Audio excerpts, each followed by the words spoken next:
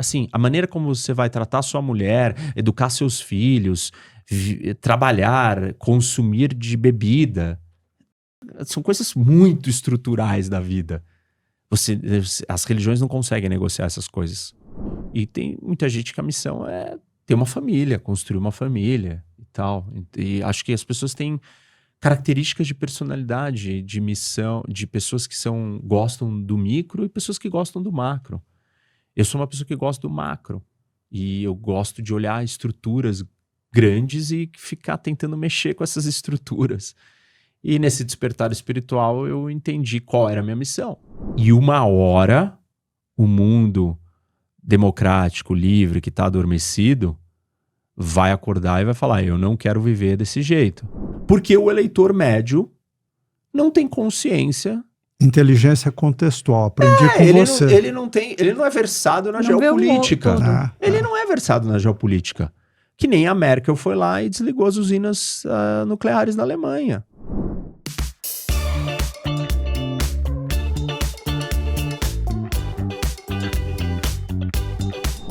Oi, gente. Estamos aqui novamente com mais um episódio do Dois Não Pode. Comigo, Augusto Pinto. E eu, Juliana Mansur. E hoje eu tenho um convidado muito especial. Nossa, eu sou fã dele, viu, Você é tiete mesmo. Sou tiete, assisto o canal dele direto. E eu sou a privilegiada, que sou amiga dele há 40 anos no mínimo. Uau. Nossa, vocês são velhos. Não, a gente é jovem. Mas agora eu vou ler um pouquinho aqui tudo que ele faz, porque não dá para decorar muita coisa. Muito importante, ele se tornou muito importante. Reniose Cuquier. Sou uma das poucas que sabe falar esse nome, ainda hein? Bem. Professor Roque. Professor Roque, que para quem não sabe é a abreviação do nome dele, né? Isso, muito obrigado. Que Reni é H-E-N-I, pessoal. Olha só. Tá vendo? Podia ser sempre assim. Tá vendo? Né? Que fácil seria. É cientista político, professor e palestrante, formou-se em filosofia e ciências políticas nos Estados Unidos, é mestre em resolução de conflitos e paz internacional pela American University em Washington. Nos Estados Unidos trabalhou no Conselho de Segurança da ONU, na Organização dos Estados Americanos e em outras organizações americanas. No setor público, ocupou o cargo de secretário adjunto da Segurança Urbana da cidade de São Paulo e foi deputado estadual por São Paulo por um mandato. Roque, como vocês conhecem, é o fundador da Roque Content, uma produtora de conteúdo e consultoria em comunicação. E ele possui documentários premiados como Cracolândia. Roque também é professor de Relações Internacionais e tem popularizado o conhecimento sobre geopolítica por meio de seu canal Professor Roque no YouTube, que é o maior canal de geopolítica do Brasil. Só isso. Gente, Roque, cansei aqui de ouvir. Que beleza de currículo, hein? Lindo. Bom, né? Mas olha, eu vou começar te fazendo uma primeira pergunta que é pra gente ter um 360 de você. Eu conheci o Reni. Isso. O Reni se tornou Professor Roque. Isso. Mas só Resume esse projeto. Você lembra que na escola a gente já ficava brincando com as abreviações? Ficava. Tinha GAD, Roque. Quem que era? O Muruzzi era, eu lembro do lá. GAD. Muruzzi eu lembro. Então, mas a gente também tinha umas abreviações. É verdade.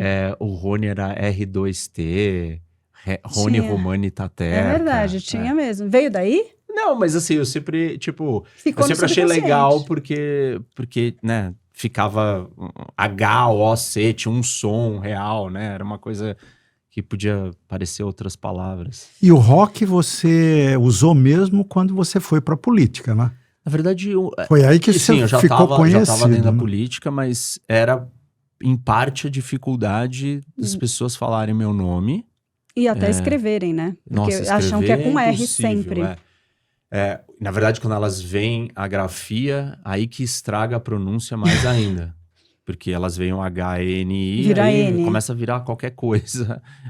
E aí o rock era mais curto, mais fácil. O som, né? De rock and roll, rock balboa, sei lá, tem vários rock rocha, tem vários significados. E aí foi nisso. E assim, juntou com o professor porque eu queria separar, né, o que eu estava ali fazendo na política no canal do YouTube, ou com os meus conteúdos, porque eu sempre fui, assim, profissionalmente, não sempre, mas, tipo, escolhi que eu queria ser professor. E então eu precisava criar uma diferença, acho que foi uma combinação de coisas. Mas é isso que eu quero entender. Daquele garoto que eu conheci Era um garoto, estudou. A minha última lembrança de você, academicamente, porque estudamos nas mesmas escolas a vida inteira, é na faculdade Mackenzie, que não Tá foi bom. onde você se Não. formou, Que a nada minha disso. também, viu? É. Que é a minha também. Mackenzista, Para ter um clique, decidir que você queria estudar ciências políticas, que você queria ser um professor, porque hoje você ainda é um professor, é o que você Aham. mais faz. Sim. Como foi? Onde foi esse clique? Teve um momento? Como é que o Reni virou rock? Teve. Bom, rock foi mais pra frente, É. mas... Rock persona, É. não rock, É. nome rock. É o que a persona é É, o nome, é. talvez, vai. Essa é a marca. Umas pessoas Uhum. falam, pô, agora você virou uma marca, professor rock. Sei lá, que é o nome do canal e tal. E muito mais gente hoje me conhece. Aliás, a maioria das pessoas me conhece como rock. Eu falo Reni, ele não é Reni, é professor rock. Mas Não, ele eu não, falei, ele me conhece... Eu falei, não é rock, Ju, é professor rock. Tá. Pô, que tem que falar... Não, ó, mas assim, você... eu Sir vou na Winston academia, Churchill, aí não chegam é umas pessoas Churchill. para mim, ô rock, ô professor. As pessoas me conhecem mais assim do que Reni. E talvez elas não saibam que o rock são as minhas iniciais, nem meu nome, e nem qual é meu nome. Elas só sabem que é o rock e pronto. Mas enfim, voltando para sua pergunta, Ju. Eu tive um despertar espiritual onde eu descobri a minha missão. Eu acredito que todo mundo tem uma missão de vida aqui. E missões, elas não precisam ser coisas grandiosas, elas têm a ver com a sua vocação e você maximizar essa vocação, esse talento para ter o maior impacto positivo no mundo. E tem muita gente que a missão é ter uma família, construir uma família e tal. E acho que as pessoas têm características de personalidade, de missão, de pessoas que gostam do micro e pessoas que gostam do macro. Eu sou uma pessoa que gosta do macro. E eu gosto de olhar estruturas grandes e ficar tentando mexer com essas estruturas. E nesse despertar espiritual eu entendi qual era a minha missão. E aí eu fiquei ali, né, refletindo, meditando e cheguei à conclusão que eu queria ajudar a mudar o mundo, bem vago. Transformar vidas. Bem vago, né, naquele momento. E aí eu fiquei pensando, onde é o lugar que você transforma o mundo? Tipo, na prática, qual é a coisa mais tangível, alinhada com isso? E óbvio que meu raciocínio chegou na ONU, porque a ONU é a esfera ou a estrutura internacional maior que a gente tem, porque a ONU tem uma função de querer trazer a paz, resolver os problemas do mundo. E eu entendi então que minha missão era trabalhar na ONU. O que eu faço para chegar ali? Isso. Aí eu entrei numa uma loucura, assim, Como numa foi a piração. experiência da ONU? Porque a gente vendo de fora, dá a impressão que a ONU é um negócio Hollywood, assim, uma coisa só fachada. Mas é ela... fácil também você chegar na ONU? Não é fácil. E essa parte foi bem... Como é chegar? Eu quero trabalhar na ONU, muito Conta bem. um pouco da ONU, porque é muito curioso. Você vai isso, estudar... Né? Como é que você chega na ONU? Como é que você é aceito então, na ONU? Eu desenhei um plano para chegar lá e fui seguindo obsessivamente. Você sempre desenha um plano, né? Isso eu já reparei. Você sempre nunca tem desenho. aquela coisa de curto prazo só. Você Não. tem a de curto, mas você já sabe em quanto seguindo um tempo plano. você quer chegar em que lugar. Isso. Eu acho isso incrível. E na verdade demorou 6 anos para eu chegar lá.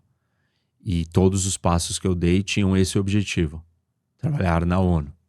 Então, tudo que eu estudava, tudo que eu fazia, todos os trabalhos, né? Quando eu comecei a transição profissional de carreira, porque tinha meu negócio, tinha restaurante aqui e tal, em São Paulo, bar, eu vendi tudo, fui embora.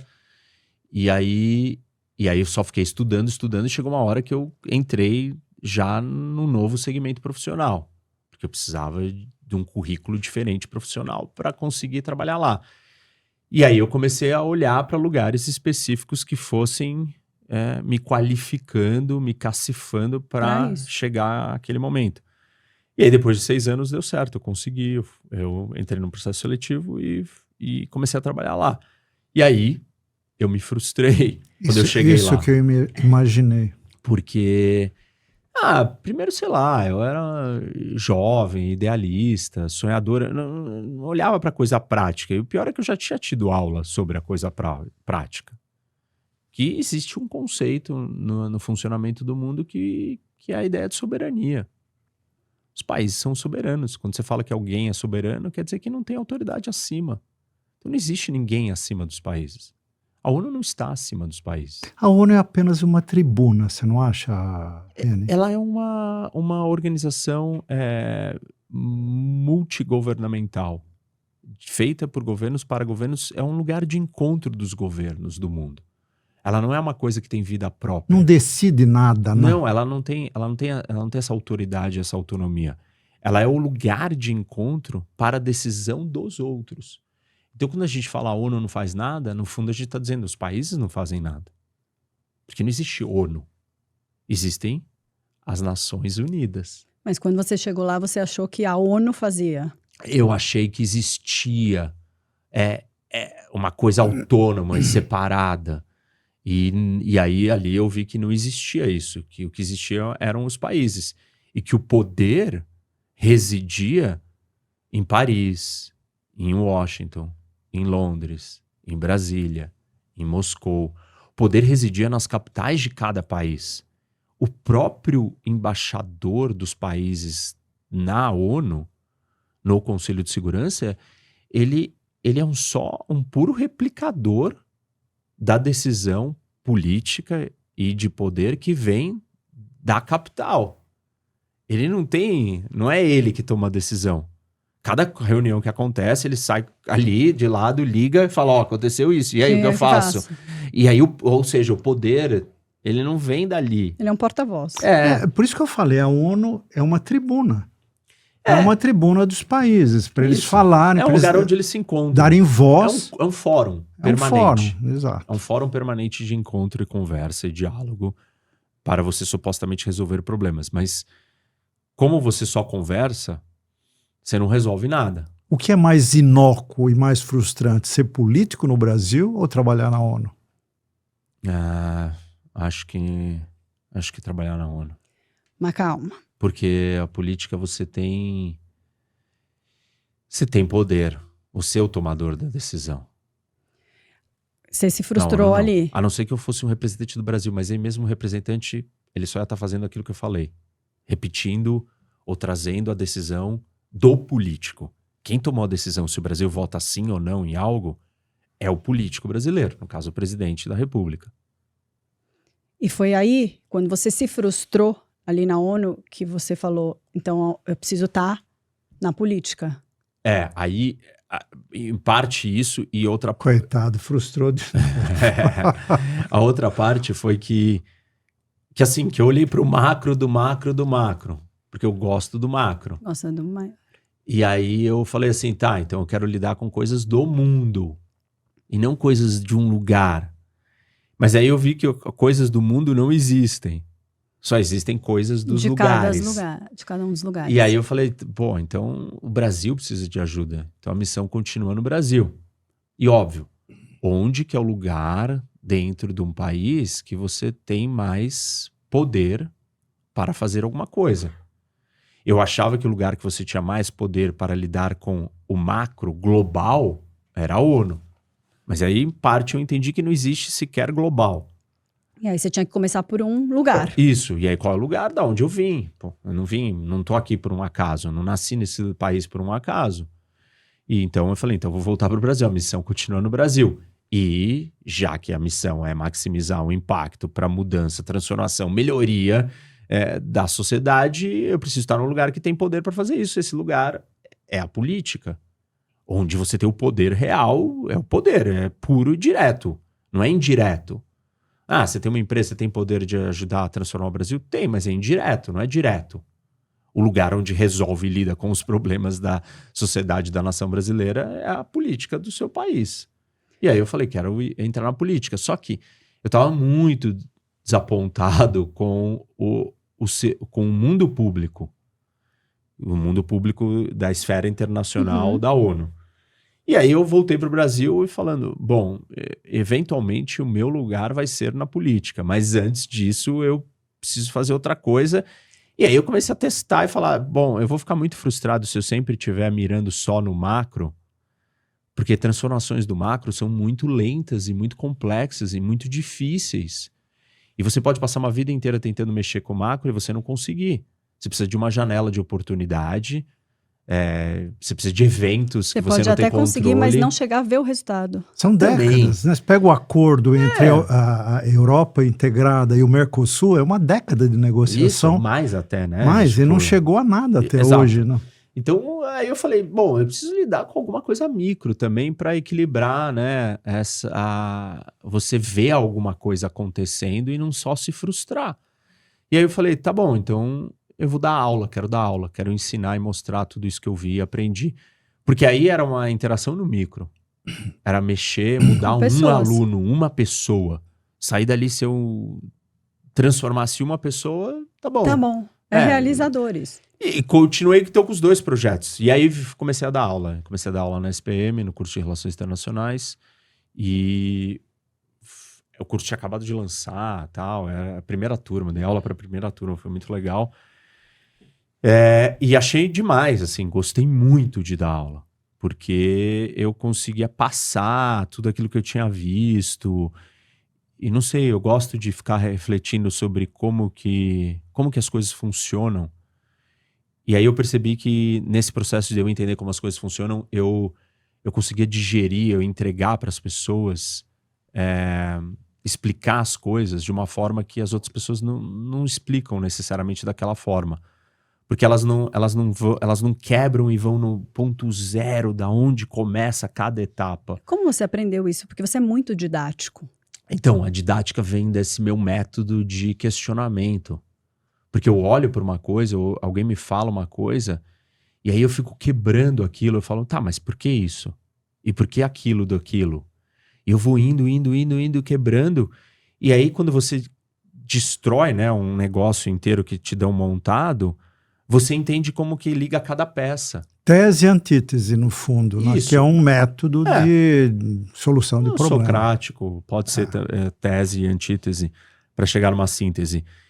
O fato é que quando você desmonta, você entende como que o negócio é montado. E aí você consegue Ensinar. explicar com todos os passos, sem ter partes da explicação que são subentendidas. Eu não dou pulos de subentendimento. Eu não viro para você e falo assim, o microfone, você fala no microfone, o som sai lá. Bom, você supõe, né? A suposição é que você está entendendo que tem um fio que está ligado ali. Eu não quebro essas etapas, ou pelo menos na minha mente eu sei exatamente quais são todas as etapas, e aí eu consigo conectando todas as etapas. Aí, se a pessoa não tem essa clareza, porque para ela não está subentendido, ela seguindo o meu raciocínio, ela vai entender a estrutura inteira de como aquilo está montado. E Você está descrevendo um professor como um indutor do aprendizado. Ele não é o cara que ensina, ele é o cara que induz o aprendizado. Conduz. É isso, né? Conduz. Conduz assim, mostrando, isso aqui conecta com aquilo. Ah, mas eu não concordo com isso. Tá bom, então vai conectar com uma outra parte. Mas no final vai dar ali, não adianta ser só, tipo, eu não gosto disso e tô conectando outra coisa. E óbvio que ninguém tem a visão plena de todos os pontos conectados. Eu não tenho, longe disso. E eu vou descobrindo novas conexões conforme eu vou aprendendo, estudando. E aí você vai se transformando, você vai mudando o seu pensamento sobre coisas. Porque senão você não aprendeu nada. Se você continua estático, você não aprendeu nada. E eu acho que a maioria das pessoas, como elas não desmontaram, né, essa equação inteira, elas não percebem quando outras coisas são encaixadas no meio e elas não mudam o pensamento delas, porque elas pegaram coisas prontas, uns pacotes fechados. Mas dentro daquele pacote tem um monte de outras subdivisões, ramificações. Muitas nuances. Que ela não capta essas nuances. E eu me preocupo com isso. Eu acho que a minha didática vem desse jeito de eu pensar. A filosofia me deu isso. Porque a filosofia é sobre isso. A filosofia não é um negócio que ele termina. Você pergunta uma coisa, aí tem uma resposta, aí daquela resposta você pergunta, mas o porquê daquela resposta? E você vai ad infinito, eternamente cavando um negócio muito profundo. Você tocou num assunto aí que me deixou curioso. Você acha que a filosofia é um instrumento interessante para entender situações de geopolítica? Absolutamente. Desenvolve isso. Não só para entender situações de geopolítica. Eu acho que a filosofia é a ferramenta mental mais sofisticada que a gente tem para entender a vida. Ponto. Porque a filosofia te dá método de raciocínio. A filosofia te dá preocupação com o significado das coisas. Tipo, azul marinho não é preto. Ah, não, mas liberdade e democracia. Não. Uma coisa é uma coisa, outra é outra. Ela é muito precisa. Ela é cautelosa e ela é criteriosa na definição das coisas, no método de analisar. E aí você aprende como que os outros pensam e analisam, porque é um campo do conhecimento sobre o conhecimento. Então tem uma meta-análise, um meta-conhecimento que você aprende. E aí você começa a olhar para você e fala, como que eu adquiro conhecimento? Como que eu chego a conclusões? Qual foi o meu processo mental para chegar nessa conclusão? E quando você faz isso, você começa a enxergar um monte de falhas. E você começa a identificar vários dos vieses, das falhas cognitivas. Então, a filosofia, ela te educa, te ensina a pensar. E aí, quando você vai estudar qualquer coisa depois de estudar filosofia, tudo é ridículo. Você usa o mecanismo. Não, tudo é ridículo. Você usa o mecanismo, mas todas as outras coisas são ridículas. Assim, mas, por exemplo, geopolítica é muito fácil. Você vai interpretar o Irã, a cabeça de um ayatollah. Como a filosofia pode te ajudar nessa tarefa difícil? Porque ela me dá método, porque ela me dá estrutura, porque ela me mostra que as coisas são muito mais profundas do que uma análise política ou sociológica me daria, ou geopolítica. A geopolítica, a ciência política, tudo é muito fácil perto da filosofia. Que é concreto, né? É concreto, é limitado. Porque, eu comecei fazendo sociologia. E eu abandonei a sociologia. Por quê? Por que eu comecei? Eu pensei assim, eu vou fazer psicologia, porque eu queria entender o ser humano. Mas aí o ser humano era só uma coisa. Só uma coisa não me satisfaz, eu gosto do macro. Aí eu falei, tá, então eu quero o social, quero entender o social. Aí chegava sempre na aula de sociologia, nas aulas, e aí eu chegava num ponto que a sociologia parava e ela não me dava mais a resposta. Aí o professor falava assim, bom, mas aí, isso é uma discussão filosófica. Aí eu falava, pronto, então é isso. Eu quero ir pra filosofia. E aí eu fiquei muito realizado. Muito mais realizado do que com a ciência política. E a filosofia... e aí quando você lê, estuda filosofia, você fala assim, nossa, não tô entendendo nada disso. Quando você lê uma coisa difícil de um outro campo do conhecimento, 1, 2, 3 vezes você entende. Filosofia você pode ler 100 vezes, você não vai continuar não entendendo. Porque é muita... É uma condensação de muito conhecimento num lugar só.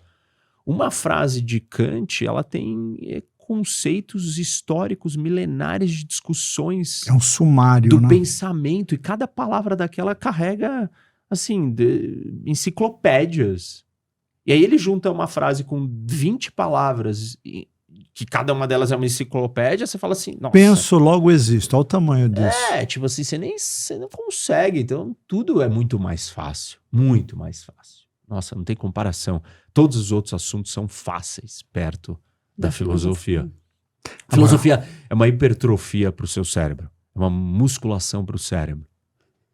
E aí você estudou tudo isso, virou professor. Isso. E por que você começou a dar cursos de carisma e de sedução? Da onde vem? Veio da filosofia? Veio da onde? Veio do meu interesse por poder. Porque a ciência política, e aí a outra faculdade que eu fiz, é sobre poder. Política é um fenômeno humano, coletivo, não é individual, não tem política. Se tiver você e o Wilson no náufrago, você com a bola, não tem política. A hora que junta 2 seres humanos, começa a ter política. Nós somos animais políticos, todo ser humano, e a política é sobre poder.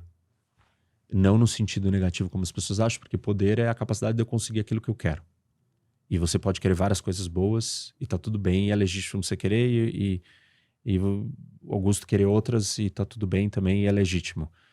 E então eu gosto de política, estudei política, não essa política partidária, mas eu gosto desse fenômeno Política humano. lato sensu, né? Isso. Política com P maiúsculo. E aí é sobre poder.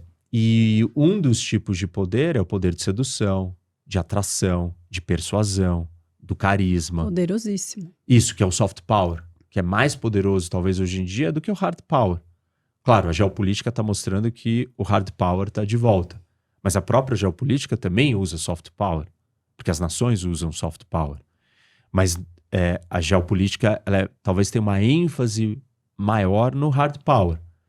Mas as disputas geopolíticas também acontecem no campo do soft power. A guerra Israel é uma guerra de narrativa. Nós podemos dizer que Isso, o hard power soft. é uma consequência da execução do soft power, não é? Quer dizer, dependendo de como você joga o jogo de soft power, você vai desaguar em ações de hard power que poderiam ser diferentes conforme a jogada que você fez. Se você definir soft power como política, Isso. aí sim. E aí tem uma frase famosa de um dos maiores pensadores sobre a guerra, que é o Clausewitz, que ele diz que a guerra é a continuação da política por outros meios. E aí, pegando o que você falou, De soft vamos pra imaginar hard. que a política é o embate de discursos, de narrativas.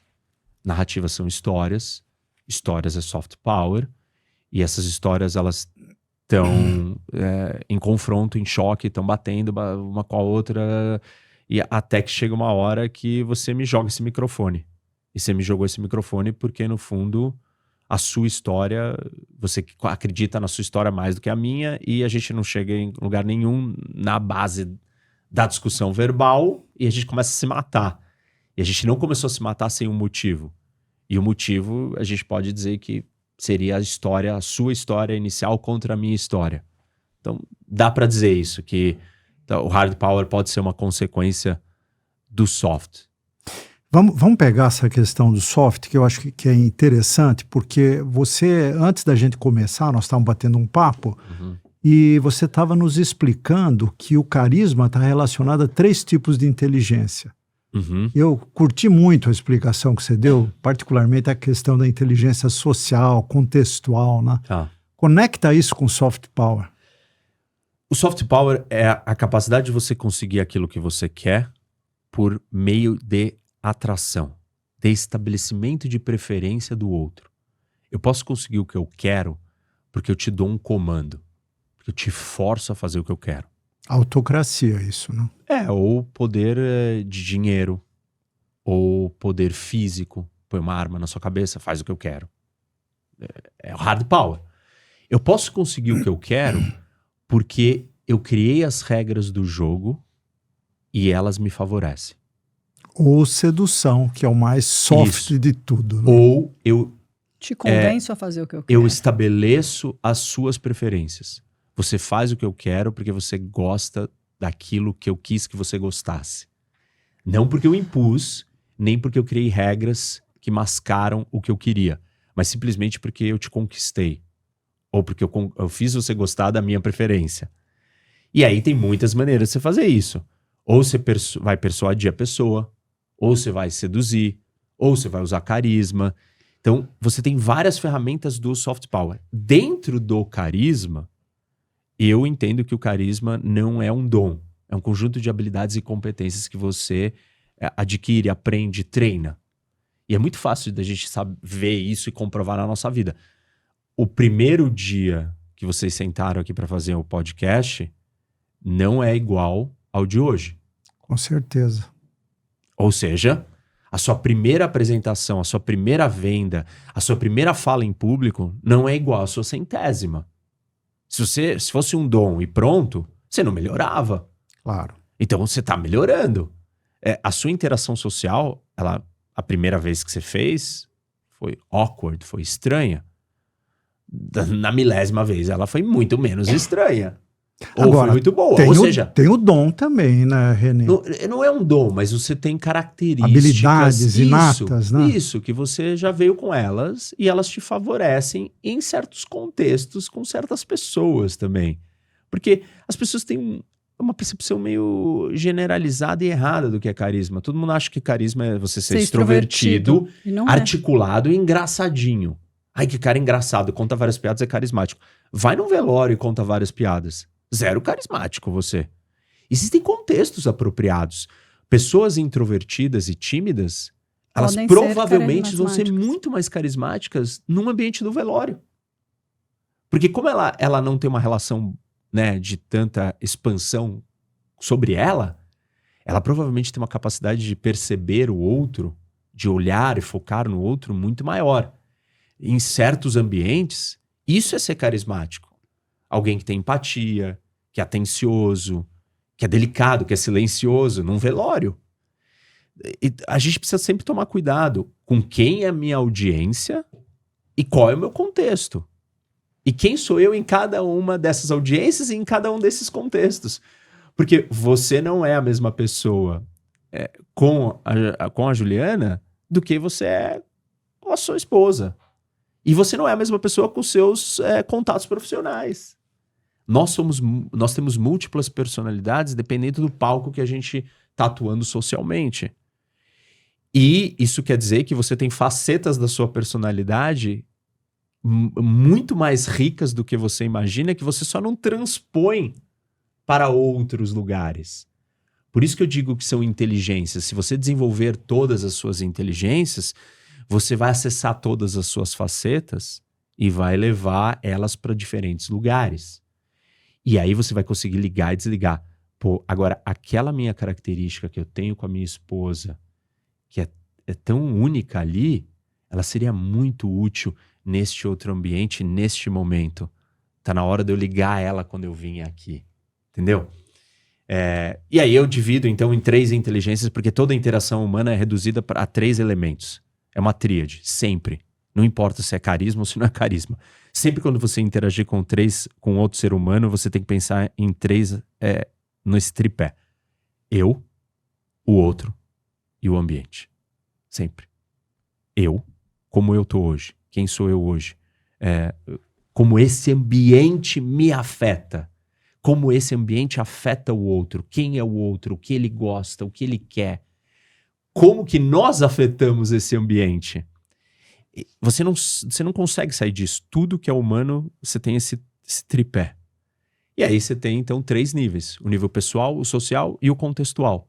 E você tem inteligências correspondentes a cada um dos níveis. A inteligência emocional para o nível pessoal, a social para o nível social e a contextual para o nível do ambiente, do contexto.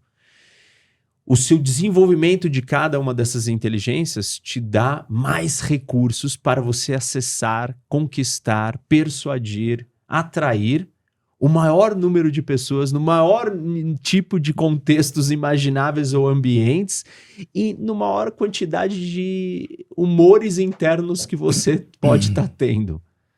Porque tem um ponto também que é interessante, que você não é carismático, você não é ou não é carismático. Você está. Isso. No dia que a casa Depende da caiu, circunstância, no dia que a né? casa caiu, você esquece, não tem, você não vai ser carismático. Agora, dessas 3 que você nos colocou, assim, num julgamento superficial, eu tendo a achar que a social é a mais relevante. Porque alguém que tem a capacidade, você usou o Fernando Henrique como um expoente da inteligência social, Isso. ela, de certa maneira, se sobrepõe às outras 2, né? Ou não? Ou é uma leitura inadequada? Eu não sei, eu não acho que ela se sobrepõe. Eu acho que tem contextos que ela é fundamental. Mas eu acho que outros não. Por exemplo, o Senna. Eu gosto muito do exemplo dele. Ele não tinha uma alta inteligência social. Mas ele tinha uma inteligência emocional, assim, matadora. Inteligência emocional é sobre 3 coisas. Estava bem para dentro, né? Autoconhecimento, autoconsciência e autogestão. Esse é o resumo da inteligência emocional. Se conhecer não é a mesma coisa de ter consciência. Tipo, você se conhecer é você se descrever. A consciência já é um nível a mais, E o autocontrole é um passo além, Isso, né? mas você só tem autocontrole... Que é você sair no último minuto e dar uma volta rápida quando Então, ninguém... mas você só tem autocontrole se tiver você se consciência. conhece e tem consciência. Aí Verdade. você consegue ter controle. Elas são encadeadas. Você não consegue ter autocontrole se você não se conhece. E você não consegue ter autocontrole se você não tem consciência sobre quem você é. Logo, quem não tem autocontrole não tem uma boa inteligência Isso. emocional. Ou seja, o alto nível de inteligência emocional é você tem os 3 subelementos da inteligência emocional, que é autoconhecimento, autoconsciência, autocontrole, autogestão. Autoconhecimento. Saber quem eu sou. Você consegue se descrever. Você entende. Autoconsciência... Reconhecer suas competências. Isso é Aqui. importante. Isso, Aqui, aí. Autoconsciência é por que eu sou assim? E aí reconhecer defeitos. Tem uma história de uma fraquezas. psicóloga amiga minha que ela conta que ela só trabalha com imagens do inconsciente. Acho que eu não sei se eu já te indiquei ela, Isabel. E a Isabel fala o seguinte: Acho que já. uma menina que nasceu numa casa que que o pai abusava da mãe. Quando ela crescer, tudo que ela quer é casar com alguém que não abuse dela. O que ela faz? Casa com que abusa. Isso. Por quê? Tá Porque subconsciente no dela. subconsciente, no inconsciente dela, o padrão é aquele. Então, autoconsciência é você sabe, assim, o que é autoconhecimento? Ela saber o que ela quer, o que ela gosta. Mas a autoconsciência, se ela não tiver, ela não sabe que tem um negócio mascarado dentro dela, que ela nem consegue identificar que é parte da personalidade dela, que vai trair ela lá na frente. Então, a autoconsciência é um passo bem mais complicado de você ter. E, por fim, a autogestão. Mas tudo isso era para falar o que o Senna tem. Por que ele era carismático? O Piquet foi tricampeão que nem o Senna. Mas a adoração pelo Senna não chegava... Era muito maior do que o do Piquet. O do Piquet não chegava aos pés da do Senna. O Senna sabia o que ele era capaz. Ele era extremamente seguro de si. E isso conquista. Se você está do lado de uma pessoa... Todo mundo quer ser assim. Isso. Se você está do lado de uma pessoa ansiosa, que está falando com você e começa a bater a perna, o que acontece com você? A gente fica também. Você né? fica igual. Se você está do lado de uma pessoa segura, você se sente seguro, você sente confiança. E como que você vai ser seguro se você não se conhece, não sabe do que você é capaz de entregar? Eu não tenho dúvida que se eu largar em último lugar, eu vou ser mais rápido que todo mundo na chuva e vou ultrapassar todo mundo e vou ganhar essa corrida. E isso transparece, isso brilha. E aí todo mundo achava ele muito carismático porque ele tinha altíssimo nível de inteligência emocional. Você tá sem marcha, né, com o câmbio quebrado, faltando 10 voltas para você ganhar a prova do seu país que você nunca ganhou, e você vai segurar o carro em sexta marcha e você vai conseguir. E ele conseguia. E isso deixava todo mundo fascinado por ele. E isso acontecia ele só tinha um elemento do carisma, que já era suficiente para fazer dele muito carismático. Como eu disse, é difícil você ter pessoas que têm os 3 elementos. Silvio Santos era alguém que tinha os 3. Alta inteligência emocional, alta inteligência social e alta inteligência contextual.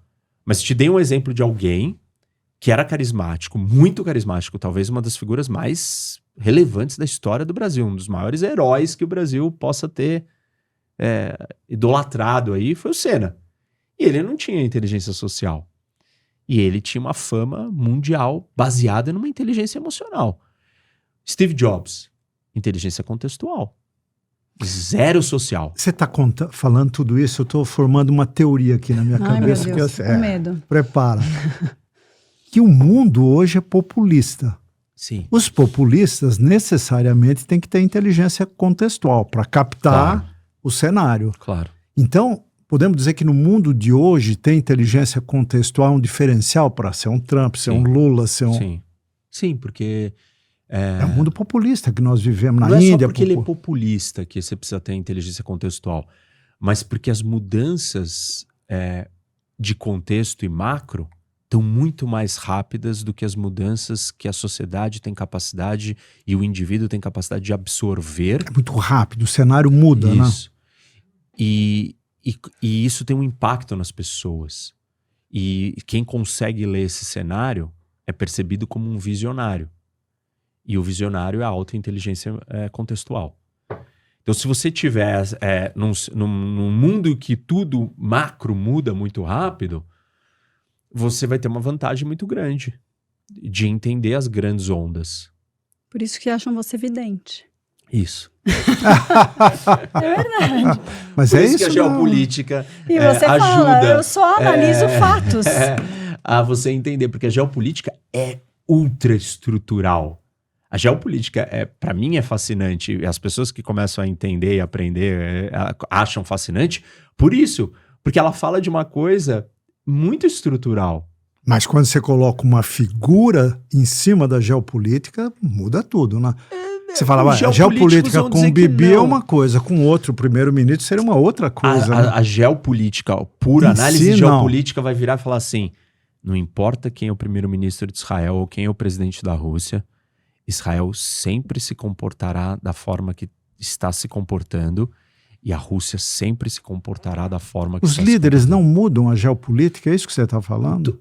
Do pensamento. Eu não estou dizendo que eu concordo 100% com isso, porque eu não sou um puro geopolítico. Porque eu acho que você ser puro uma coisa se torna ignorante. A realidade ela é composta de múltiplas forças. A filosofia que um líder usa, ela não muda a geopolítica no ambiente que ele atua? Você não consegue. O que muda o tabuleiro?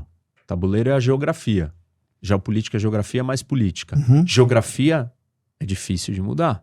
A política não. A política é a parte humana que tenta mudar a geografia.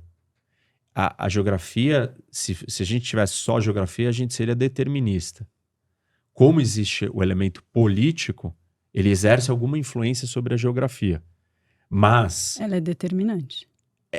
Não é que ela é determinante, é que se você virar e falar que a política consegue mudar totalmente a geografia... aí você está ignorando o elemento estrutural geográfico.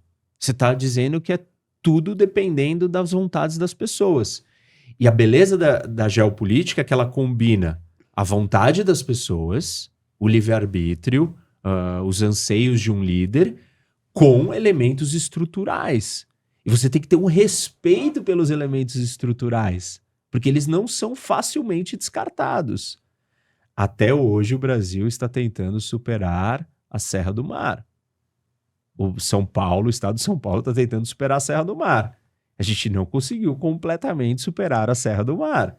Com toda a vontade, com toda a tecnologia, com todos os recursos. Até hoje só existem 2 grandes canais no mundo. Suez e Panamá.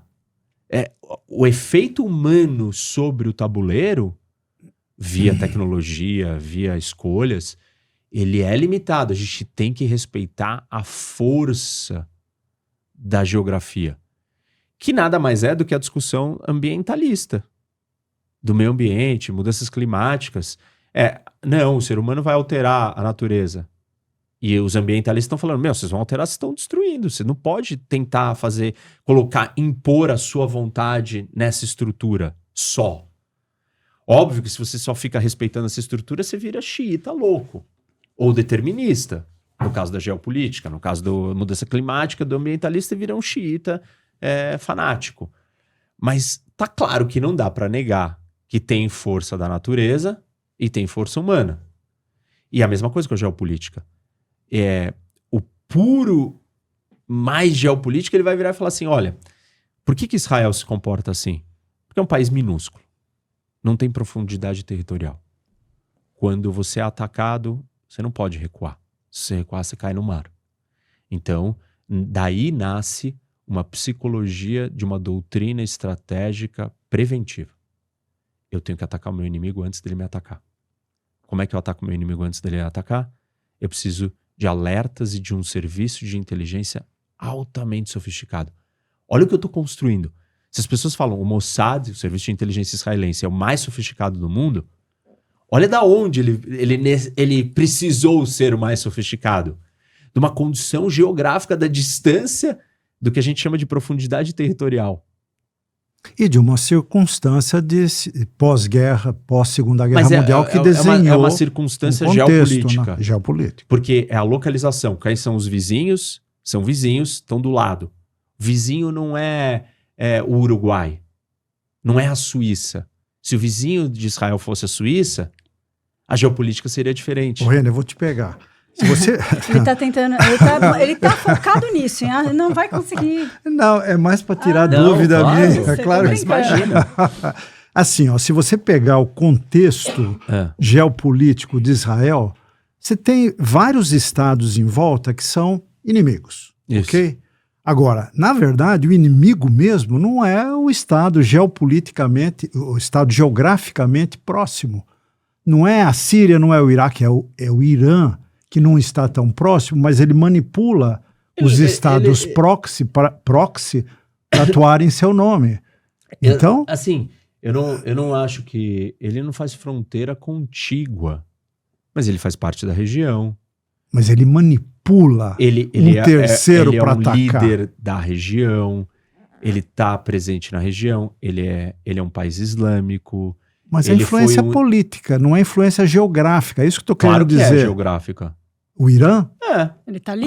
Não, porque ele está presente no Iraque, ele está presente na Síria, ele está presente no Líbano, ele está presente em Mas Gaza. está presente politicamente. Não, ele está presente com aliados. Ele estendeu a sua presença física através de outros. Ele mandou um mensageiro, um proxy. Querendo dizer o seguinte, exatamente. Tudo Se bem. o Irã fosse neutro, a força de agressão desses países em volta seria outra, muito menor. Claro, mas o Irã é uma peça da geopolítica da região. A mais importante de todas. Isso, sem dúvida. Mas eu não acho que isso não é geopolítico. Acho que isso Não, é não puramente... falei isso. Estou dizendo que o fator político do Irã é mais pesado do que o fator geográfico da Síria, do Iraque, Mas do ele Líbano. só tem esse objetivo político por causa da geopolítica. Com certeza. Então, Acho que nós estamos falando a mesma a língua. política dele, ele saiu para fazer isso porque ele tem um objetivo geográfico. Para ele expandir, ele precisa conquistar, ou ele só se torna um império. O Império Persa só existe quando os persas conquistam o território adjacente ao seu para usar como base de plataforma para lançar uma expansão territorial pela região toda. Esse território adjacente é a Mesopotâmia, que é o Iraque.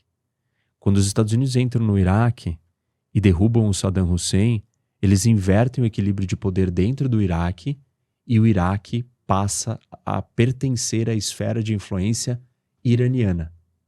E aí, então, ele, através do Iraque, consegue acessar a Síria e, melhor ainda, o Líbano e Gaza.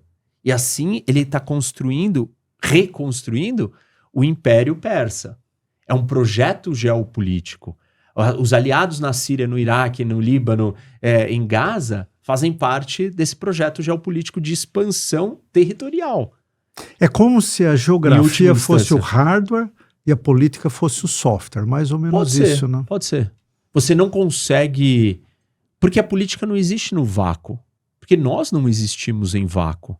Esse podcast aqui, ele tem um lugar, ele tem um endereço físico. Aí você vai falar, mas o digital não tem. Tem. Porque para a gente estar aqui e as pessoas estarem assistindo pelo digital, tem um monte de cabo submarino colocado embaixo de todos os oceanos do mundo. Existe um espaço físico. Para você ser brasileiro, você precisa ter nascido num espaço físico. A briga de Israel e palestinos é uma briga por um espaço físico. A briga dos curdos é para terem um espaço físico deles. A briga da Rússia com a Ucrânia é por um espaço físico. O que a China quer em Taiwan é o controle de um espaço físico.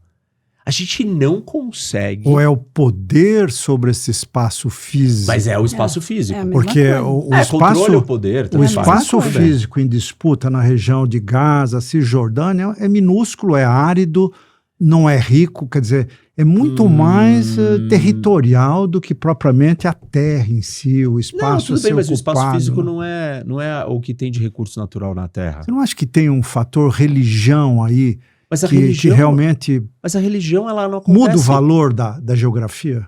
Então, mas a religião não acontece no vácuo. A religião Certeza. também. Onde que Jesus nasceu, onde ele morreu, onde a terra prometida Mas é o que eu tô foi falando. dada. Isso dá valor para aquela terra. Não, tudo né? bem, mas o que eu tô dizendo é que a mente humana, ela, se você quiser chamar de recurso natural, de valor místico, a gente não se separa do espaço físico material. Ele existe. Porque senão, fazendo uma alegoria aqui, né? Você pegaria um pedaço enorme da África, faria uma negociação com os palestinos e olha, para de encher o saco de Isso, mas Israel. não existe isso, né? Mas isso não funcionaria, eu acho. Não, mas eles não iam imagina isso aceitar pro isso. Brasil. Imagina você virar, o que faz nós sermos brasileiros? A gente nasceu no país Brasil. Ah, vamos transportar o Brasil para Groenlândia. Gelo. Nós não seremos mais brasileiros. Você é o que você é pelo lugar que você tá. Este ambiente, com essa temperatura, Com esse contexto com que essas nós vivemos, luzes, com essas cores, nos molda. Se você está dentro de uma cela, de uma prisão, é um ambiente. Aquele lugar cria um espaço. É uma diferença entre lugar e espaço. O lugar é a descrição física e aquele lugar vai criar sempre um tipo de espaço. Se qualificou o lugar. Isso. E esse espaço tem um efeito sobre você. Positivo. Psicológico também, né? Psicológico, físico. Se a gente estivesse aqui nesse lugar e a temperatura fosse menos 30, a gente precisaria de vestimentas especiais. Se fosse tudo escuro, a gente precisaria de uma visão noturna, de um óculos de visão noturna para estar interagindo. Ou a gente não veria um ao outro e a nossa conversa seria diferente. A nossa realidade é impactada pelo lugar que nós estamos. A história da formiga e da cigarra. E várias outras histórias. Tudo que você pensa, a pandemia mostrou isso. Estamos presos em casa. E aí todo mundo tem que ter aula. Então tem aula em casa, viver em casa. Aí as pessoas começaram a entrar em surto. Quem podia falou, não, eu quero morar numa casa, não quero morar num apartamento. Ou eu quero ir pra praia, eu quero ir pro campo. Porque eu preciso de mais espaço, porque tá todo mundo vivendo no mesmo espaço. E aquilo começou a criar atritos. O ser humano, ele não existe num vácuo. Então tudo que vier do ser humano vai estar ligado com o espaço. O espaço nos afeta e nós afetamos o espaço. Entendeu? Então, se você quiser chamar que o efeito do espaço veio da religião, sim, veio. Se você quiser falar que o efeito do espaço veio do recurso natural, sim, veio. Se você quiser falar que o efeito do espaço veio do clima, sim, veio. Tipo, o ponto é que, na verdade, a nossa relação com o espaço, ela não pode ser destruída. É que esses fatores, eu acho que eles mudam de ambiente geopolítico para ambiente geopolítico. Por exemplo, a religião. Uhum. A religião no Brasil não tem o mesmo efeito que tem na Cisjordânia, enfim, na região em conflito lá entre palestinos. E a religião tem um papel muito relevante naquela briga. Tem porque ali é o lugar da sede, da fundação das 3 religiões monoteístas. Por isso. Então aquele é o lugar onde nasceu essas 3 grandes religiões. Por isso que ele é mais... Sempre volta pro lugar. Por isso que ele tem esse apelo. Por isso que ele tem esse apelo maior. Mas quanto que as religiões no Brasil não são impactadas pelo nosso lugar? Em todos os sentidos. O lugar não é só a descrição do físico, mas é o tanto de pessoas que estão nesse lugar e que tipo de pessoas vieram para cá. A nossa realidade religiosa no Brasil ser mais fluida, flexível, é parte de uma consequência da característica de ter vindo um monte de gente diferente. Um monte de religiões. De inventamos culturas. o sincretismo aqui. Né? Só no Brasil que tem essa mistura. mistura. Então, isso é um produto da identidade nacional brasileira que ela não pode ser separada do território brasileiro. Agora, voltando para o seu tabuleiro, qualquer coisa que se mexe ali, você pode ter um impacto gigantesco. Se os Estados Unidos não tivesse derrubado o Iraque, Isso. essa guerra estaria totalmente... Poderia até estar acontecendo, mas Outra seria outra configuração. história. Isso. Ou talvez não tivesse. Então, tem que se ter muita responsabilidade para mexer nesse tabuleiro. Mas você acha que os líderes têm essa consciência? É porque, assim, eu não tô... É normal as pessoas fazerem um pré-julgamento ou um julgamento malicioso das intenções. O difícil é você se colocar naquela posição. E decidir. Isso. Porque as decisões não é, eu quis ir lá no Iraque. Não tem. Você foi no Iraque porque, tipo, vários outros problemas estavam acontecendo. E você precisava lidar com aqueles problemas. Imediatamente aquilo era o melhor. E você caminho achou pra você. que aquilo ia resolver um problema e causa 300 outros. Então, todas as decisões nessas escalas gigantescas, elas têm desdobramentos, assim, incalculáveis, imensos, que você não consegue medir. Eu não estou dizendo que não tem más intenções. Sempre tem. Sempre tem, mas não é só má intenção. A gente viu muito isso na pandemia. Você tinha que tomar decisões e não tinha exatamente, certo isso é errado. perfeito. Eu acho esse exemplo perfeito porque as pessoas ficaram muito surtadas com as decisões da pandemia. Mas, gente, se assim, fosse você, desculpa, será que você decidiria melhor? Tipo, não tinha certo e errado ali. Não tem como você tá sentado ali, não, eu vou peitar. Você tá ouvindo gente de todo lado, falando todo tipo de coisa. Você vai ser o responsável pra virar e falar assim, sai todo mundo e que se dane? Assim, desculpa. Mas se você tá Renner, falando isso, você não tá sendo genuíno com você ali na hora tomando essa decisão. A não ser que você seja um psicopata. Qualquer pessoa racional teria muita dificuldade de tomar essa decisão. Agora, estendendo um pouco a pergunta da Ju, eu acho assim, quando você tem um ator muito mais poderoso que os demais, exemplo, Estados Unidos, e quem está à frente desse poder, ele não consegue fazer uma leitura correta dos fatores de influenciação.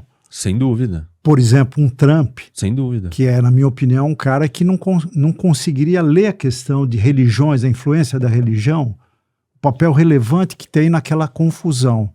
Ele pode tomar decisões erradíssimas por não ter essa sensibilidade para entender que ali é o berço de 3 religiões monoteístas e que esse é um fator muito relevante que ele tem que saber ler e interpretar. E ele não sabe. Isso. Aí ele pode apertar o botão errado. Por isso que não é pura geopolítica. Quando eu te falei que... Política mais geografia, como você explicou.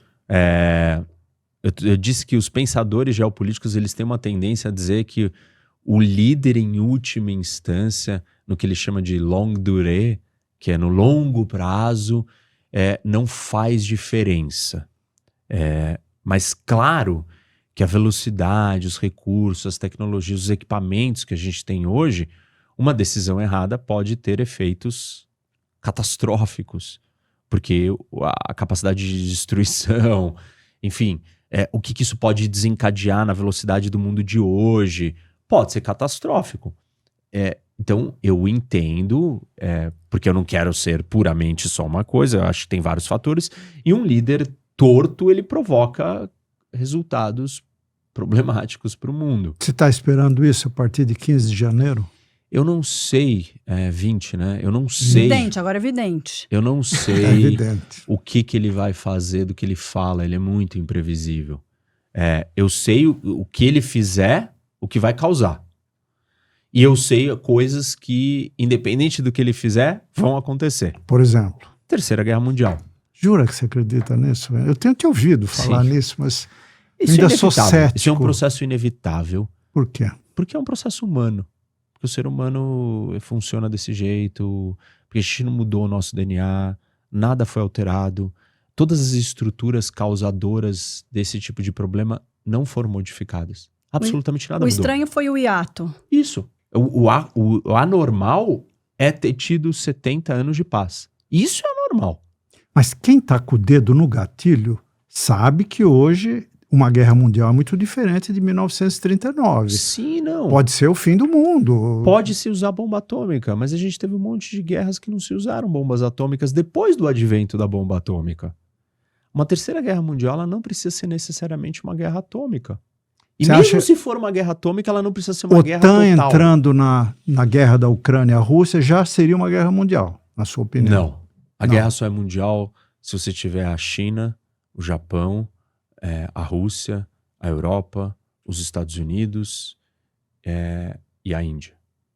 Não tem guerra mundial se a Não Índia tem não como entrar. isso dar certo. Não tem. Mas a história da humanidade sempre foi essa. Meu Deus. A história da humanidade sempre foi essa. E as estruturas, seja a armadilha de Tucídides, seja o equilíbrio de poder, seja a ordem ou desordem internacional, seja a soberania, seja a anarquia internacional, seja a geopolítica, todos os fatores, os critérios, os pontos de vista que você olhar, nenhum deles mudou. Você não acha que o contexto geopolítico hoje é muito diferente do que há 70 anos atrás? Por exemplo, vou qualificar um pouquinho minha pergunta. Você tem um grupo de países que compõem o eixo do mal. Eu chamo de eixo das ditaduras. Que seja, os autocráticos, Irã, Isso. China, Rússia, etc. A Coreia do Norte. Do outro lado, você tem o eixo do bem. O eixo do chamado liberalismo, do mundo mais ocidental. Estados Unidos, Austrália, Nova Zelândia, Europa, etc. Só que, comparados a esses dois grupos pequenos, você tem tipo 150 países que são red, que estão em cima do muro. O Brasil é um deles. E muito influentes, porque até imagina o Brasil, uma Índia, a influência desses países é muito grande. Pela população, pelo poder econômico, até tecnológico, no caso de uma Índia. É muito diferente da situação que o mundo vivia em 1939.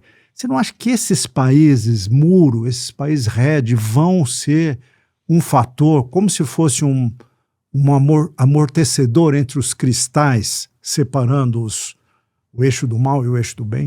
Não acho, porque eu não acho que eles têm poder para fazer isso.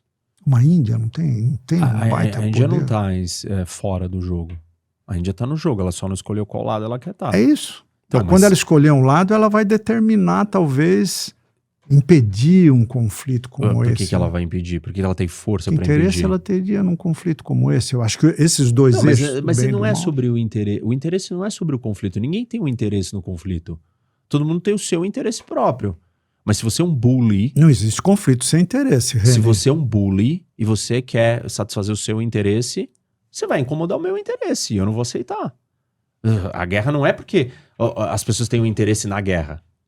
É porque cada um tem interesse na sua coisa, no seu lado, e esses interesses, eles não... Conflitam. Eles não casam, eles não dialogam, eles não... Qual seria o satisfazem. gatilho dessa guerra? O fato que... A China tentar capturar Taiwan à força. E você acha que isso acontece em quanto tempo? 5 a 10 anos. Porque a China vai tentar fazer isso. Porque ela precisa fazer isso. Porque é do interesse dela. Não é porque tem... Aquela ilhota... Mas isso é geopolítica, Augusto. Essa é geopolítica. Os geopolíticos disseram e falaram assim, ó. Tem um geopolítico que virou e falou assim: se você conquistar os mares do mundo, você domina o mundo. Os Estados Unidos e o Reino Unido e a potência britânica eram potências marítimas, os Estados Unidos e conquistaram os oceanos do mundo. Aí veio um outro cara e falou assim, Mackinder. Quem falou isso foi o Marra. Aí o Mackinder virou e falou assim: se você conquistar um continente, um lugar do mundo, você conquista o mundo. Ele chamou esse continente de Ilha Mundo, Eurásia. Coração da Eurásia. Ele falou, quem conquistar o Heartland, que é o coração da Eurásia, vai conquistar o mundo. União Soviética. A Rússia e tal. No meio da Eurásia ali, no leste europeu. Quem conquistar aquilo vai dominar o mundo. A guerra na Ucrânia, exatamente por essa teoria. E aí veio um outro cara depois e falou assim, nada disso, não é o mar, não é a terra, é quem conquistar a costa do mundo. Aí se explica Taiwan. Isso, mas eu vou chegar lá. Porque as pessoas vivem nas costas. A costa é o ponto de encontro entre o mar e a terra. A costa é onde chega todas as mercadorias. A costa é onde o comércio internacional acontece. Você tira da terra, você vem pelo mar e é nesse lugar. A costa é o lugar mais estratégico. Quem dominar as costas do mundo vai dominar o mundo. E aí ele virou e falou assim, uma potência só vira uma grande potência mundial se ela conquistar e dominar o seu mar Mediterrâneo. Fazendo uma analogia a Roma, Cartago, Veneza, todos os impérios do Mediterrâneo. E aí ele falou assim, os Estados Unidos só virou uma potência mundial quando ele conquistou o seu mar Mediterrâneo. Qual é o mar Mediterrâneo dos Estados Unidos? O Mar do Caribe. Qual é a ilha mais importante do Mar do Cuba. Caribe? Por que os Estados Unidos é Isso obcecado por explica Cuba? muita coisa. Por que Cuba é importante? Porque você tem os Estados Unidos aqui e aí você tem um rio que corta os Estados Unidos de ponta a ponta que chama Mississippi. E esse rio desemboca no Golfo do México. E aí você planta a maior terra arável contígua do mundo em cima da maior bacia, não a maior bacia no total, mas uma maior bacia em cima de uma terra arável contígua. Você planta, entra no riozinho, desce, caiu no mar, tá pronto. Você não precisou construir imigrantes, não precisou construir nada. Tava dado por Deus ali, divino. O rio navegava em cima da terra arável, maior do mundo, contígua. Você sai, cai no mar, no Golfo do México, e aí você pode navegar por o mundo. A não ser que alguém controle o portão de uma ilha e faça um bloqueio naval e feche a saída do Golfo do México. Só que a ilha tem que estar localizada bem na saída. Qual é a ilha que está localizada bem na saída? Cuba. E aí os Estados Unidos foi lá e falou: ninguém pode chegar em Cuba. O momento que nós chegamos mais perto de uma guerra atômica na história da humanidade foi quando os soviéticos colocaram os mísseis nucleares em Cuba. Verdade. E aí, qual é o Mediterrâneo da China? Taiwan. O Mar do Sul da China. Qual é a ilha central que tem o poder de fechar um bloqueio A ou Cuba abrir? deles é Taiwan. Isso. Se a China quiser ser uma potência sem ter uma navalha, uma faca enfiada no seu pescoço, de que a qualquer momento alguém pode fazer um bloqueio naval e fechar a costa chinesa, a China precisa controlar Taiwan. A China tem 2 planos para isso. Controlar Taiwan, 1. 2, construir uma saída alternativa que não dependa do mar, a nova Rota da Seda. Mas, por exemplo, Hong Kong foi entregue de bandeja. Será que Taiwan não pode ser entregue de bandeja Se for, você também? deu para a China o trampolim para ela subir de nível do jogo. E a armadilha de Tucídides, que é a história do primeiro historiador sobre a guerra entre Atenas e Esparta, conta que eles entraram em guerra e se destruíram porque você tinha uma potência estabelecida, com status quo, que era a mais forte. E a outra começou a ascender, crescer, surgir. Essa daqui, quando viu que essa estava crescendo, fez o quê? Ficou com medo. E essa daqui, quando viu que ela estava crescendo, se sentiu no direito de exigir e querer mais as coisas do jeito que ela gostaria. Ao longo da história da humanidade, tem um projeto em Harvard que chama Projeto da Armadilha de Tucídides. Estudou todas as grandes rivalidades e conflitos na história da humanidade, onde você tinha uma potência predominante e uma potência em ascensão. Somente em 4 vezes, acho que são 20 e tantas no total, nós não tivemos guerra. E aí por quais razões nós não tivemos? Porque um dos lados colapsa antes. Guerra Fria é um desses exemplos. Não teve guerra quente, porque a União Soviética colapsou antes. Ou porque os 2 que estavam na disputa eram democracias. E aí tem uma teoria que diz que democracias não entram em guerra com outras democracias. Então era o Império Britânico cedendo o posto pacificamente para o Império Americano. Não foi bem assim, cara. Não entraram em guerra. Mas teve a França que Não entraram em exerceu guerra. um papel muito... Mas eles não Você entraram em lembra guerra. que o Benjamin Franklin, ele migrou para a França para eu jogar não o tô jogo falando- político. Eu não estou falando dessa época. Eu estou falando quando o Império Britânico passa o bastão para o Império Americano. Tá. Porque até então o Império Britânico era britânico. Isso no início do século XX. Isso, os Estados Unidos não estavam em primeiro plano. O ponto agora é China e Estados Unidos. E a China não vai ceder ao seu direito, na cabeça dela, de sentar no trono. E os Estados Unidos não vai virar, realmente, China, você é Tá na maior sua do que hora. eu. Por favor, sente na minha cadeira. Não. Ele vai tentar segurar. E essa equação, quando você aplica a situação da Rússia com a Ucrânia, o que está em disputa lá? Porque se a gente for usar essa lógica que você tem que ter o seu mar Mediterrâneo e se tiver... Então lá não é mar, porque não tem mar. Pois é. Mas lá é a segunda teoria. Quem Que conquistar é? o Heartland, O Heartland. que é o coração da Eurásia. A Eurásia é a Ilha Mundo. Quem conquistar a Ilha Mundo vai dominar o mundo. Porque ele virou e falou assim, se você conquistar a Ilha Mundo, você só consegue conquistar a Ilha Mundo se você conquistar o Heartland. Primeiro passo, conquista o Heartland. É um jogo de war isso. Aí você conquista a Ilha Mundo. E aí quando você conquistou a Ilha Mundo, você vai conseguir produzir uma marinha tão poderosa que as nações que estão fora da Ilha Mundo, as ilhas isoladas, Américas, Austrália, Oceania, Japão, elas não vão ter força e recurso suficiente para equiparar a marinha que você vai ter construído, porque você domina todo esse continente. E aí você vai, então, dominar o mundo. O Mahan, que é o que fala dos oceanos, fala, não, se você criar um cerco em volta desse pedaço de terra, esse pedaço de terra não vai conseguir sair. O Mackinder virou e falou assim, mas se esse pedaço de terra ficar muito grande, muito forte, ele vai furar o seu bloqueio. A Guerra Fria é exatamente um confronto entre essas duas linhas de pensamento. Os soviéticos tentando controlar o Heartland.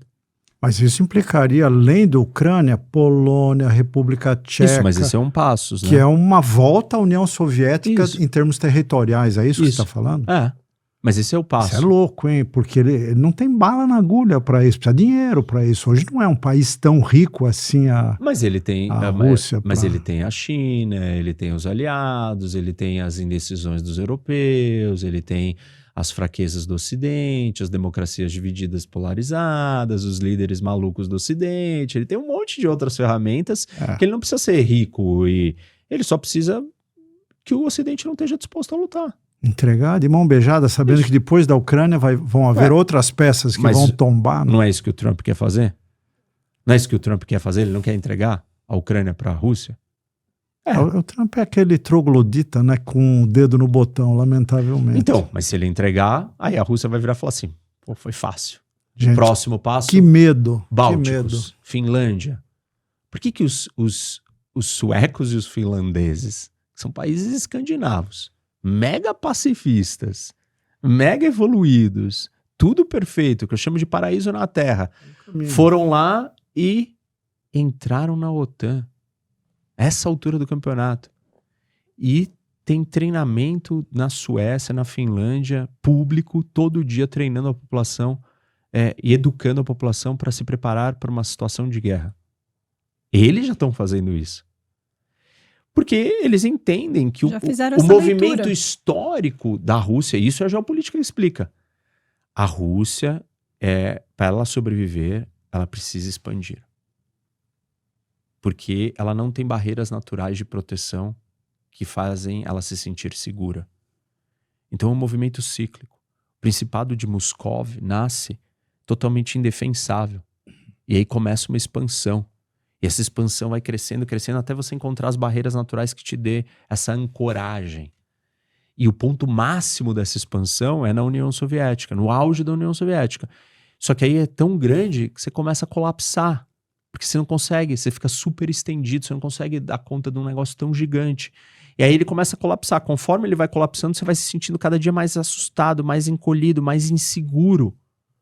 E aí o movimento sequencial, depois que você encolheu ao máximo, eu vou crescer de novo. E o Putin diz, a maior tragédia geopolítica do século XX foi o fim da União Soviética. Ele quer recriar a União Soviética. Isso está muito claro, né? Então... Agora, mas está muito claro, então qual é a dúvida que ele vai querer depois da Ucrânia? Ter poder para isso, porque a China tem poder para partir para cima de Taiwan. Mas ele não precisa ter poder se o seu a Rússia está isolada hoje, não está? Você não acha que a Rússia é um grande pária global? Não. Não acha, não. René? O Putin fez uma reunião lá e foi todo mundo. 100 e tantos países foram lá visitar ele. Quem não foi só a Europa, os Estados Unidos, o Japão e a Austrália. O mundo democrático é só isso, aliás. O resto do mundo é pseudo-democrático e ditadura. A maior número de todos os países do mundo, a maioria dos países são ditaduras. Aí tem os outros que querem ser democracias, são democracias capengas, que não valorizam o que é ser uma democracia. O Brasil não valoriza, o Brasil não entende o que é ser uma democracia. E o Brasil está flertando em fazer parte do eixo das ditaduras. O Brasil... Alguns acham que nós já estamos, né? Mas Então. a questão de leitura. Então, quem é que vai impedir o Putin de fazer isso? Ninguém. Estados Unidos, por Só exemplo. os Estados Unidos. Mas se os Estados Unidos... O Putin não precisa ser forte. Os Estados Unidos basta se retirar, se fechar com uma política isolacionista e se trancar em casa e falar assim, eu não vou gastar dinheiro com a guerra dos outros. Essa é a leitura que você acha que o Trump vai executar a partir do ano que vem? Eu não acho que ele vai executar, mas ele defende, argumenta, usa essa retórica, e essa retórica tem uma atração muito grande com o americano médio, com qualquer população média. Você acha Essa que o briga não é brasileiro- minha. nós deveríamos gastar dinheiro com a Venezuela ou gastar dinheiro aqui dentro. Mas essa venda é ridiculamente fácil politicamente, porque o eleitor médio não tem consciência. Inteligência contextual. Aprendi com você. Ele não é versado na Não vê o geopolítica. todo. Ele não é versado na geopolítica. Que nem a Merkel foi lá e desligou as usinas nucleares na Alemanha. Ela fez um ato populista, popularesco, nota geopolítica 0. Colocou a Alemanha dependente da Rússia. Muito mais. Isso é um erro gigante. Líderes fazem isso para preservar a sua sobrevivência no poder e a sua manutenção do poder e a sua reeleição e a sua continuidade. Há um custo para o mundo gigantesco. Só que aí ele vai falar assim, aí vai ter gente que vai dizer, mas por que os Estados Unidos tem que resolver? Tá bom, é um argumento. Só que assim... Não é que ele tem, ele é o único que tem Isso. possibilidade. Isso. Poderia, né? Isso, porque ele é o único que tem poder e ele é o mais forte do mundo, o mais rico, o mais poderoso, e ele é a Mais maior democracia. tecnológico. E ele é a maior democracia. Então, desculpa, eu prefiro ser conduzido por isso do que pela China. Isso quer dizer que os Estados Unidos é perfeito? Não, mas quem é perfeito? Assim, eu prefiro um mundo baseado nas regras que os americanos têm para oferecer do que na regra do que os chineses têm para oferecer. Só que as populações, elas não entenderam, porque as transformações estão muito rápidas e elas acham que tanto faz isso. E quando elas acordarem, vai ser tarde demais. Primeiro porque assim, o DNA humano não mudou, o sistema internacional não mudou, a anarquia internacional não mudou, não tem polícia do mundo, não tem governo do mundo, a geopolítica não mudou, nada mudou. Então o que vai fazer a gente não se matar dessa vez? Só se for um passe de mágica, um milagre, uma coisa... Tem um fator escondido que a gente valoriza muito pouco, que é a manipulação da informação, né? Eu li outro dia que, surpreendentemente, o país que tem maior quantidade de hackers não é os Estados Unidos, não é a Grã-Bretanha, a Argentina é famosa por ter uma quantidade de hackers de altíssimo nível, que são subcontratados por agências americanas de inteligência, né? Então, esse poder de manipular a informação é um poder escondido. Não é o poder de uma bomba atômica, de um drone, mas é um poder muito, muito relevante no mundo atual. Você não acha que esse poder de manipular a informação e usá-la para mudar o cenário geopolítico pode mudar um pouco o contexto do mundo? Porque a gente olha muito o poder de armas, o poder econômico, mas o poder de manipular... Por exemplo, Israel tem muita força nesse sentido. A Índia tem muita força nesse sentido, através do uso da tecnologia. Então, esse é um fator muito pouco considerado no desenho geopolítico do mundo hoje, você não acha? Eu não acho que é pouco considerado. Eu acho que ele é uma arma e ela é usada. Mas eu não acho que isso evitaria uma guerra. Porque... Israel atrasou o programa nuclear do Irã Mas em não- anos, quando ele fez Mas aquele... isso não é informação, né? Você usa a informação, sim, para hackear, por exemplo, uma centrífuga de uma usina nuclear e Não, mas atrasar isso o não foi programa informação, nuclear. foi um vírus. O vírus, para mim, é informação, né? É Ah, tecnologia da Para informação. mim, o é. vírus Se é entra tecnologia, não é informação. Que Informação seja. é narrativa, Também. é comunicação. Não foi uma comunicação, foi um negócio físico que foi colocado ali, uma máquina. Alguém teve que plugar um programa de computador dentro de outro programa. Isso daí é uma arma cibernética. Eu não acho que a arma cibernética eu chamaria de informação. Ok, é semântica, mas enfim, é isso que eu estou falando. Esse poder de Poder underground, tecnológico. de você destruir Poder as tecnológico, bases então. de uma estratégia de guerra, porque você está manipulando a estratégia, porque você tem conhecimento, tem tecnologia da informação, TI, né, para ir lá e mudar o jogo. Entendeu? Você pode, por exemplo, a Rússia influenciou a eleição em 2016 nos Estados Unidos como? Dessa forma. Manipulando, enfim. Não acho que a tecnologia não é uma arma. Mas eu não acho que ela pode evitar todos os outros fatores. Eu não acho que ela é maior que todos os outros fatores. Para, sei lá, a tecnologia teria que matar o Putin. Você pode mudar o resultado de uma eleição usando a informação. Tá bom, mas aí Lá vai não ser tem- pior nem ainda. tem eleição. Vai ser pior ainda. Mudar o resultado das eleições, ela só vai acelerar o processo. Porque o processo vai ser, vou botar o cara mais favorável a mim. Quem é que vai mudar o resultado? O Putin ou o Xi Jinping querem mudar o resultado da eleição americana. E tá bom. Então eles vão acelerar o processo para eles conquistarem o que eles querem. E uma hora, o mundo democrático, livre, que está adormecido, vai acordar e vai falar, eu não quero viver desse jeito. E aí nós vamos se rebelar. Porque as forças da liberdade, as forças da justiça, as forças da igualdade sempre se rebelam. Quais as chances de uma paz negociada?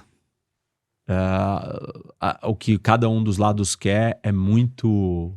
Diverso. Assimétrico. E são realidades muito distintas. Não são coisas assim, tipo, simples. Não é, eu gosto de azul e você gosta de preto, tá bom. Não é isso. É coisas muito fundamentais. Coisas que não dá pra negociar. Tem coisas que não tem negociação. Essa é a briga das religiões. Você pode ter dupla cidadania, mas você não pode ter dupla religião. Assim, a maneira como você vai tratar sua mulher, educar seus filhos, trabalhar, consumir de bebida, são coisas muito estruturais da vida. As religiões não conseguem negociar essas coisas. Elas têm visões muito antagônicas sobre isso. E o que está em jogo são coisas muito antagônicas. É liberdade individual, é fluxo de dinheiro, é eleição. São sistemas muito separados, assim, muito distintos. Eu não vê por onde essa paz negociada. eu não acho que, tipo... Medo. Medo. O Tucídides dizia que a gente entrava em guerra por 3 razões. Medo, honra e interesses. Tipo, e o medo? E a honra? Não é negociar, se negocia a honra. Aliás, toda a política do mundo hoje ela é baseada em sensação de desonra. Política identitária é uma política de ressentimento, que você sente que você foi desonrado. Olha, isso é um gerador de conflito. Não quero te deixar triste, mas a gente está aqui há 1h30, mais ou menos. Está de brincadeira. Reni, você bateu o nosso recorde. Jura? E eu preciso ir. Sem querer vai ser uma interromper, mas delícia. você precisaria Correndo, de muitas horas dele. Vai Pra voltar entender aqui, tudo Reni, isso. vou te fazer outro convite. Olha, foi uma delícia, mas Que bom. para fechar, Tá. olha o livro que eu ganhei de presente do Reni. Muito bom. Maravilhoso. Estava na fila para eu ler, você me deu de Ótimo. presente, Agora você economizei. vai ler com certeza. E você já gostou das E inteligências? vou te, então? Fala um pouco do livro. É o que a gente conversou, né? Carisma não é um dom, é um conjunto de competências e habilidades, pode ser aprendido por todo mundo e é uma ferramenta de poder. E de poder, de novo, conseguir aquilo que você quer. Você quer vender uma coisa, você quer ganhar dinheiro, você quer conquistar pessoas. Não precisa ser pro mal. Pode ser usado pro bem. As pessoas têm uma leitura de poder como algo nocivo. Até para arrumar uma namorada nova, né? Com certeza. A inteligência do carisma serve pra tudo. E Reni, é a hora do seu jabazinho. Fala aí como te encontrar na internet. Eu sei que não, mas sempre é bom, né? Bom, minhas redes é Professor Rock, Rock HOC, como a Ju sabe bem. Professor Rock, então tem no YouTube, Instagram, TikTok. Tem o meu aplicativo, que é o Rock Academy, HOC Academy. Baixa nas lojas, App Store ou Google. E ali você tem vários cursos, você assina, é uma assinatura anual, você tem acesso a vários cursos, aulas especiais. E tem um feed diário de notícias em tempo real, que te ajuda a navegar por todas essas coisas que estão acontecendo no mundo. Isso não é só se você gosta de geopolítica ou não, para os seus negócios, para os seus investimentos, para suas viagens, a quantidade de mensagem que eu recebo de pessoa, pô, eu tô querendo ir para não sei aonde, tal época, você acha que eu devo ir, é seguro ou não? Quero viajar pro Líbano agora. Melhor não. Não, agora de jeito nenhum, né? Tem gente me falando, eu vou pro Canadá, acho que eu vou cancelar. Eu falei, mas por quê? Não tem problema nenhum ir pro Canadá. Mas enfim, então dá uma olhada no meu aplicativo, vocês vão gostar. E tá em promoção agora, não sei quando que a gente... Quando vai pro ar isso, você sabe? Mas Janeiro. Você acha? Então não. Então. Bom, então baixe o meu aplicativo e lá você faz assinatura, você tem acesso a muito conteúdo. Se você gostou dessa conversa, tem muito mais. Tem inclusive um curso sobre a inteligência do carisma, que é o curso do livro. Para quem não quer ler, e lá tem outras informações diferentes. Você está na Casa do Saber ainda? Eu tenho algum curso lá também, mas é só online, né, agora. Só online. Bom, a maioria prefere, né? Querido, muito obrigado. Professor Roque. Você ensinou muitas coisas, eu espero pelo menos ter ensinado seu nome. Ué, é o mais importante. Pois é. Todo mundo quer que você fale o seu próprio nome correto. Não né? Espero que vocês tenham gostado. Aliás, tenho certeza que vocês gostaram. Eu adorei. E vem mais pela frente, gente. Aguardem os próximos episódios. Tchau. Boa. Nossa, agora episódio...